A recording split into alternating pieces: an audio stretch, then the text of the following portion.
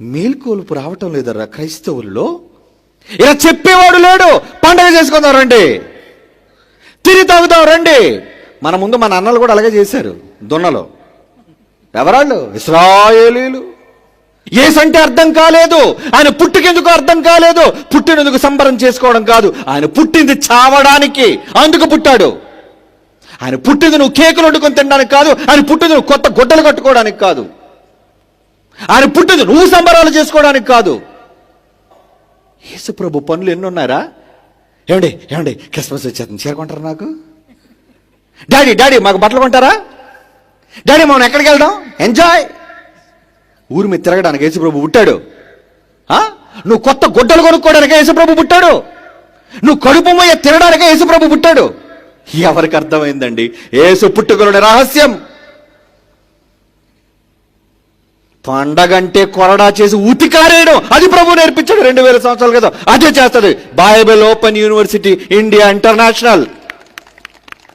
మీరు పాడుతున్నారే ఓ దేవదూతలు, వాళ్ళు ఉన్నారు కదా పాడడానికి. మళ్ళీ నువ్వెందుకు గార్ధప స్వరం వేసుకొని వినడానికి ఒక సొంపుగా ఉండవు?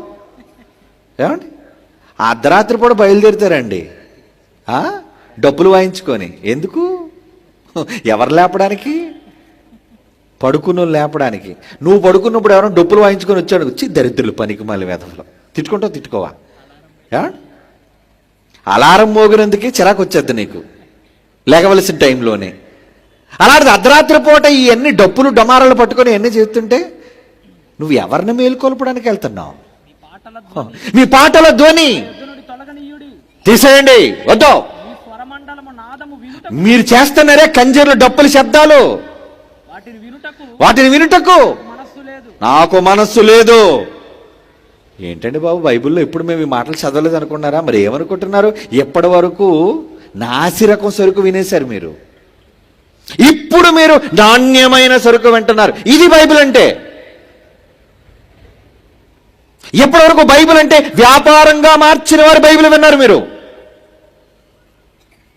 డబ్బు, బిజినెస్, దేవుడి పేరు చెప్పి అమ్మకం కొనటం, అదర్రా అది పండగ, వాళ్ళు అనుకున్న పండగ. కానీ దేవుడికి నచ్చని పండగ, యేసుప్రభు వెళ్ళని పండగ, వెళ్ళిన కొరడా చేసిన పండగ, తండ్రి ఇంటిని వ్యాపార పిల్లిగా మార్చినందుకు ఆవేశంతో నిండిపోయిన పండగ అది. సంబరాలు చేసుకోవద్దని కాదు. ఏంటి సంబరం? దేనికోసం సంబరం? లోకమంతా నశించిపోతుందే, ఏం ఖర్చు పెడుతున్నావు నువ్వు? లోకానికి ప్రకటించడం కోసం నువ్వేం చేస్తున్నావు? యేసు ప్రభు చనిపోయిన తరువాత ఏమన్నాడు తెలుసా? మీరు వెళ్ళి సర్వలోకమునకు వెళ్ళి సర్వ సృష్టికి సువార్త ప్రకటించండి అని చెప్తే డిసెంబర్ 24 వెళ్తావు అర్ధరాత్రి గానాలు చేసుకొని. మరి మిగతా 364 రోజులు ఏం చేస్తున్నావు? ఎక్కడికి వెళ్ళావు? 3 పూట్ల గట్టిగా తింటావు మట్టానికి, ఏమండి శుభ్రంగా దుప్పడదాన్ని మంచం మీద పడుకుంటావు. ఈరోజు క్రైస్తవ్యం చేస్తున్నది ఏంటి చెప్పండి? గుడికి వెళ్ళి భజన చేయడమా? నీకు మిగిలిన ముష్టి ఏదో పాస్టర్ గారి మొఖాన్ని కొట్టేయడమా? ఆ తర్వాత బాబు దీవించేయండి అని చెప్పి నెత్తిమీద చేయించుకోవడమా?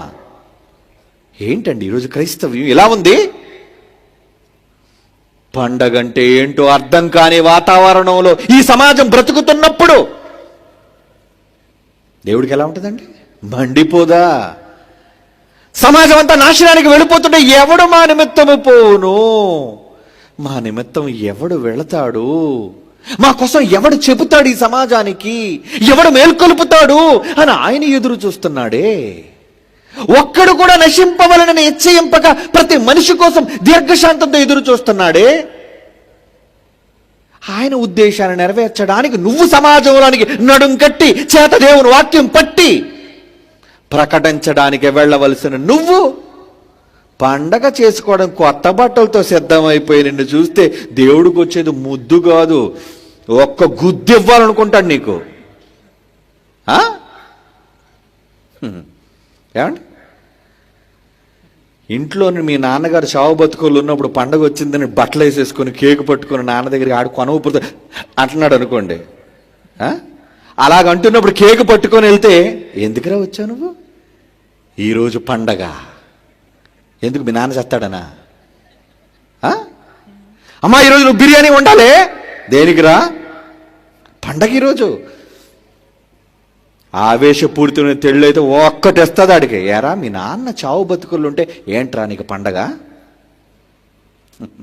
ఈరోజు ప్రపంచ క్రైస్తవులు అలాగే ఉన్నారు.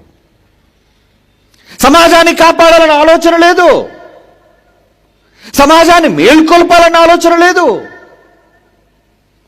దేవుడికి ఏదో చేసేసి దేవుడి దగ్గర మెప్పొస్తుందని ఎవరండి ఈ తప్పుడు మాటలు చెప్పారు? నువ్వు నిజంగా యేసు ప్రభువును ప్రేమించిన వాడవైతే, నువ్వు నిజంగా దేవుడికి పండగ చేయాలి అనుకున్న వాడవైతే చెప్పు వెళ్ళి సమాజానికి. యేసు ప్రభు వచ్చాడు, నీకోసం చనిపోయాడు, నీకోసం తిరిగి లేచాడు. క్రిస్మస్ నాడు చెప్పడం కాదు, 25 365 రోజులు చెప్పాలి. చెప్తావా? అంత టైం మనకెక్కడది? క్రైస్తవ్యం ఏమైపోతుందర్రా? అర్థం కాలేదు క్రీస్తు తత్వం, అర్థం కాలేదు దేవుని ఉద్దేశం. పండగలు చేసుకోవడానికి సిద్ధపడుతున్న ఈరోజు క్రైస్తవులను చూసి ఏమనాలి? కొరింథీయులకు రాసిన మొదటి పత్రిక 5వ అధ్యాయం 7వ వచనం. కొరింథీయులకు రాసిన మొదటి పత్రిక 5వ అధ్యాయం 7వ వచనం.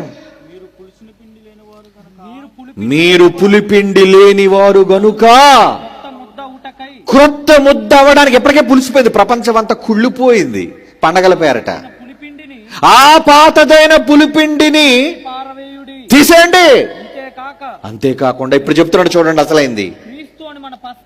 క్రీస్తు అను మన పస్కా పశువు చనిపోయాడర్రా, చనిపోయాడు గనుక పాతదైన సందడులు, ఆనందాలు, సంతోషాలు కాకుండా దుర్మార్గత, దుష్టత్వము అనే పులిపిండితోనైనా నువ్వు కాకుండా నిష్కపటమైన హృదయం, వాక్యం, పులియని రొట్టెతో పండుగ ఆచరింతుము. ఈ పండుగ చెయ్యండర్రా. యేసు ప్రభు ఎలాగైతే సిలువలో నలిగిపోయాడో నువ్వు కూడా ఆయన కొరకు నలిగిపోయి చేయి పండగ.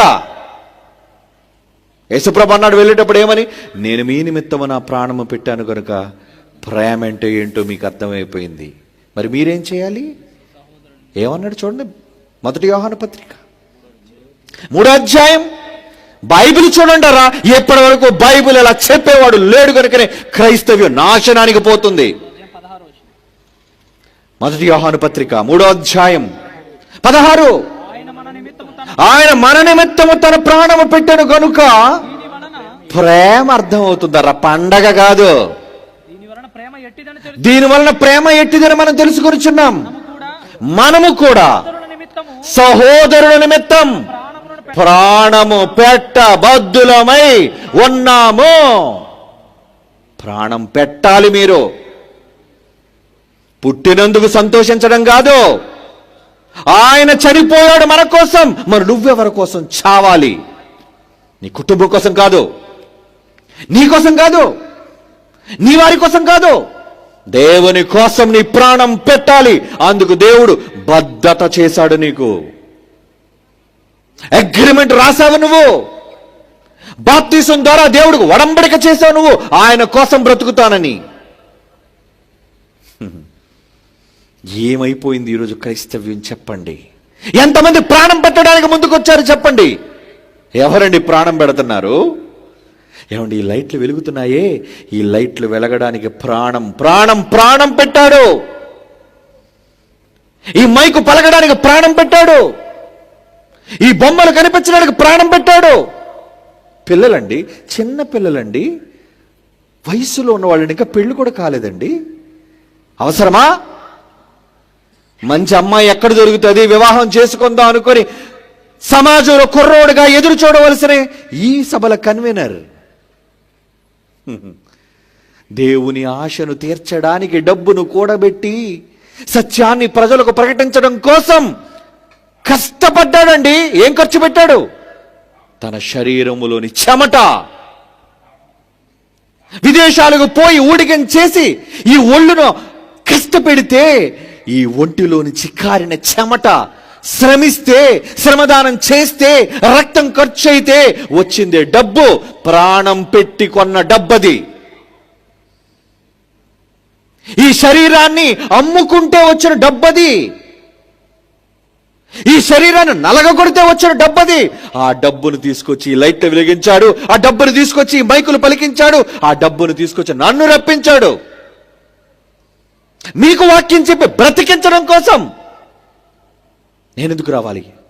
ఇన్ని 100 కిలోమీటర్లు నేనెందుకు రావాలి? ఖర్చు, నా శరీరంలో శ్రమ ఖర్చు. నేను మాట్లాడుతున్న గంటల సేపు నా శరీరంలో అవుతుంది రక్తం వృధా. ఎందుకు ఖర్చు పెడుతున్నావు తెలుసా? మాలో ఉన్న రక్తాన్ని ఎందుకు ఖర్చు చేస్తున్నావు తెలుసా? మీరు మేల్కోవాలని, మీకు నిజాలు అర్థం కావాలని, దేవుని మనస్సులోనికి మీరు తొంగి చూడాలని. దేవుని మనస్సు అర్థం కాలేదర్రా. దేవుడు మనసు అంటే సంతోషించడం, తిని త్రాగి గెంతడం అనుకుంటున్నారు. తిని తాగి గెంతడం కాదు. యేసుప్రభు ఎక్కడైనా గెంతాడా చెప్పండి? యేసుప్రభు ఎక్కడైనా గెంతి సంతోషించి సుఖించాడా చెప్పండారా? అపోస్తులు ఎక్కడ తిని తాగి సంతోషించారు చెప్పండారా? మొదటి శతాబ్దంలో క్రైస్తవులు ప్రాణాలు పెట్టారా? దేవుని కోసం తమ జీవితాలను త్యాగం చేశారా? పెళ్లి చేసుకునే వాళ్ళు కొందరు, పెళ్ళైన భార్య బిడ్డలతో సేవకు కదిలిన వారు మరికొందరు, ఉన్నవన్నీ పెట్టతో సమానంగా ఎంచుకున్నవారు మరికొందరు, తమకున్న చరస్థిర ఆస్తులు అమ్మి దేవుని కోసం ఖర్చు చేసిన వారు మరికొందరు. మీరేం చేశారు చెప్పండి? ప్రభువుని నమ్ముకుందరు ఇల్లు కట్టేశామండి. Very good. ప్రభు దేవులు ఇల్లు కట్టేశామంటే ఏమన్నా ముంచేసామన్నమాట. ప్రభు దేవుల బంగారం వచ్చేసిందండి, కొట్టేసావన్నమాట ఎక్కడో. ఎందుకంటున్నానో తెలుసా? నువ్వు దేవుని కోసం చేయవలసిన ఖర్చు నీ కోసం పెట్టుకుంటున్నావు. నువ్వు చేస్తావు. నువ్వు నీకోసం ఎంత పెట్టుబడి పెట్టావు, నువ్వు ఎన్ని తులాలు సవరాలని మెడ మీద వేసుకో, ఏదో ఒక రోజు చావాలి నువ్వు కదా. నువ్వు ఎన్ని అంతస్తుల భవనాన్ని కట్టు, ఈడ్చేస్తారు బయటికి ఏదో ఒక రోజు నిన్ను. బతుకున్నంత వరకే. తేడా జరిగితే బతుకున్నప్పుడే మెడపెట్టుకు దోసేస్తారు బయటికి నిన్ను. అది మానవ నైజం. ఎవరి కోసం ఈ తపన? ఎవరి కోసం ఈ కష్టం? ఎవరి కోసం నీ త్యాగం చేస్తున్నావు? మేల్కొలుపు రావటం లేదరా క్రైస్తవుల్లో. ఇలా చెప్పేవాడు లేడు. పండగ చేసుకుందాం రండి, తిరిగి తాగుదాం రండి. మన ముందు మన అన్నలు కూడా అలాగే చేశారు దున్నలో. ఎవరాళ్ళు? ఇశ్రాయేలీలు.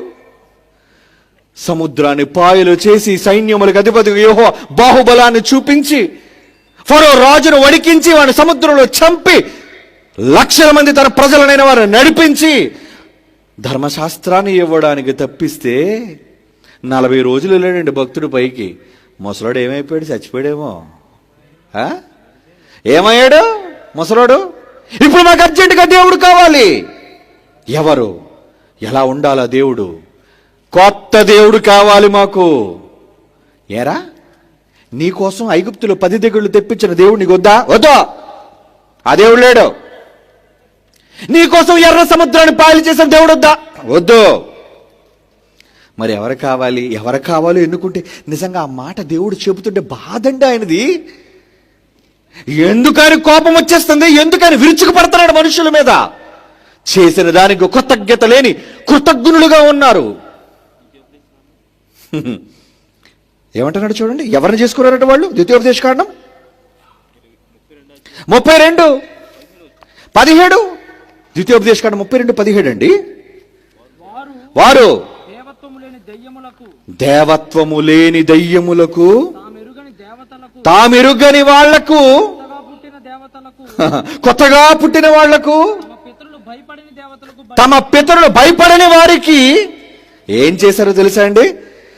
అంటున్నాడు చూడండి, కీర్తన గ్రంథము 106:20. 106 కీర్తన 20 వచనం చూడండి అరా.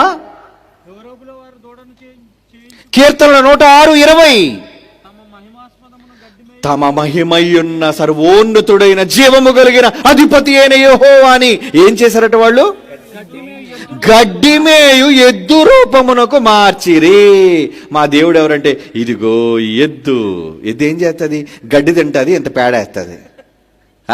అదా ఇశ్రాయేలు చేసిన పనండి. ఎర్ర సముద్రాన్ని పాయలు చేసి వీళ్ళని నడిపించి తీసుకొస్తే వాళ్ళ కళ్ళ ముందు ఫరో రథాలన్నీ కూడా నలిగి చస్తే దూడ కావలసి వచ్చిందటండి దౌర్భాగ్యులకి, ఇశ్రాయేలీలకి. అది ఏంటంటే గడ్డి మేయు ఎద్దు. మరి నువ్వెవడు? ఈడొక మొద్దు. ఏమండి, బైబిల్ లేదు. కళ్ళతో చూసిన వాడు ఏమైందిరా? ఏమండి, దేవుడికి ఎలా ఉంటుంది చెప్పండి? మహాశక్తి స్వరూపుడు బేకరుడైన దేవుడిని తీసుకొచ్చి ఇలా చెప్తే మీకు అర్థం కదా. మరొకలా చెప్తాను. మీ ఆయన అంటే మీకు చాలా ఇష్టం, ప్రతి తండ్రి అంటే కుమారులకి ఇష్టం. ఏమండి, ఎప్పుడైనా మీ నాన్న పుట్టినరోజు సందర్భంగా ఒక మంచి ఫోటో పెద్దది, నాన్నకి ఈరోజు సర్ప్రైజ్. ఏంటో సర్ప్రైజ్ తెలుసా? నాన్న తెల్లవారు లేచి ఇలాగ పెద్ద ఫోటో ఇంట్లో పెడదాం. ఏంటో ఫోటో? మెడ దగ్గర నుంచి నాన్నకు ఫోటో పెట్టి ఇక్కడ పైన ఒక కుక్క ముఖం పెట్టారనుకోండి. అర్థం అవ్వాలి మరి మీకు. నాన్న చూడు నీకోసం కొత్త ఫోటో. ఎవరిదిరా ఇది? నీదే నాన్న.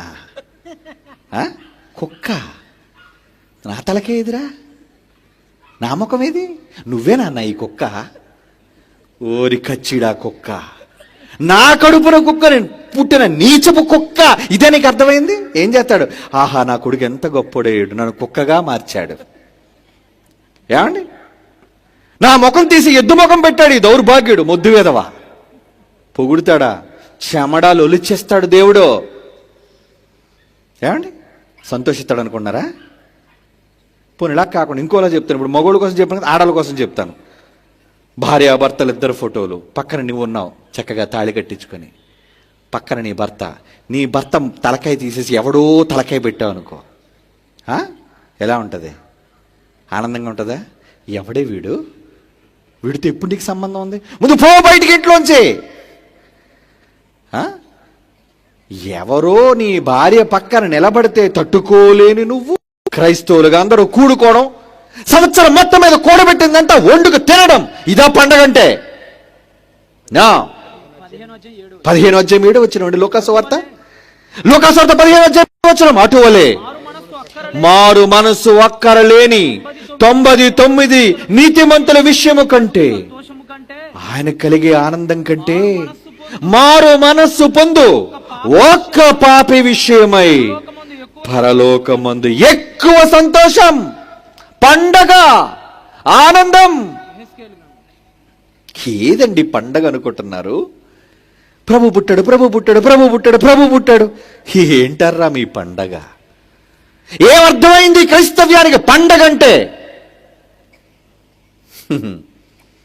ప్రపంచానికి తెలియదండి. ప్రపంచానికి అర్థం కాలేదు బైబిల్, ప్రపంచానికి అర్థం కాలేదు క్రీస్తు ఉద్దేశం. ఇది నేర్పించాలి, వాళ్ళందరికీ వినిపించాలి, ఇది వాళ్ళకి తెలియజేయాలి. రే, ఒక కుమారుడు తప్పిపోయి తిరిగి రావడం రా తండ్రికి పండగ అంటే, చావవలసిన వాడు బ్రతకడం రా పండగ అంటే, తన కొడుకు తనకు దక్కడం రా పండగ అంటే. ఎహెజ్కేలు గ్రంథం 18:23, ఎహెజ్కేలు గ్రంథం 18:23. దుష్టులు మరణము, తండ్రి మాట చూడు, తండ్రి మాట. దుష్టులు మరణము నొందుట చేత తనకేమాత్రమైన సంతోషము నా కలుగునా, వారు తమ ప్రవర్తనలను దిద్దుకొని బ్రతుకుటయే నాకు సంతోషం. పండగ అంటే సంతోషం కదా, మీకు అర్థమైంది? దేవుడు పడే సంతోషం, దేవుడు చేసుకునే పండగ ఏంటో తెలుసా? ఈ సమాజంలో నరకానికి వెళ్లకుండా ఒక్కడైనా వస్తే అది దేవునికి నిజమైన పండగ. 32 మరణము నొందువాడు మరణము నొందుటను బట్టి నేను సంతోషించేవాడిని కాను, నాకు పండగ లేదు ఆ రోజు. కావున మీరు మనస్సు మార్చుకొని అప్పుడు మీరు బ్రతకండి. ఇదే ప్రభువు యెహోవా వాక్కు సంతోషించే పండగ. అర్థమైందా? ఈ సమాజం మనసు మార్చని నాడు నువ్వెండి పండగలు చేస్తే ఎవడికి కావాలి? ఈ పండగలో ఒక్క పాపి మారలేనప్పుడు ఎవడికి కావాలి నీ తగులుబడి? ఎవడికి కావాలి నీ పెట్టుబడి? ఎవడికి కావాలి నీ కొత్త బట్టలు? ఎవడికి కావాలి నీ అలంకారం?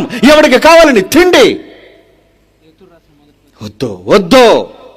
తండ్రి సంతోషించే పాపిని రక్షించడానికి ప్రయత్నం చేయండి, అది పండగ. ఇదిగో ఈ సభల ద్వారా అనేక మంది మనస్సు మారుతుంది, ఇది పండగ అంటే. కాదని ఎవరిని చెప్పమనండి, లేదు మీరు చెప్పిన బోధ తప్పని ఎవరినైనా కమాన్ రేపు ఎక్కడే ఉంటాను తీసుకురండి ఎవరినైనా. ఎనీ క్రిస్టియన్ రాడు, వాళ్ళకేం తెలుసండి బైబిల్? అదో తండ్రి మనస్సును తెలుసుకోండి. దేవుని ఆగ్రహానికి గురి కాకండి. తండ్రి మనసు ఎందుకు రగిలిపోతుందో అర్థం చేసుకోండి. అలా అర్థం చేసుకుంటే పండగ చేసుకునే మొదటి వ్యక్తి మీ తండ్రి, మన తండ్రి. ఆయన సంతోషింపచేద్దాం.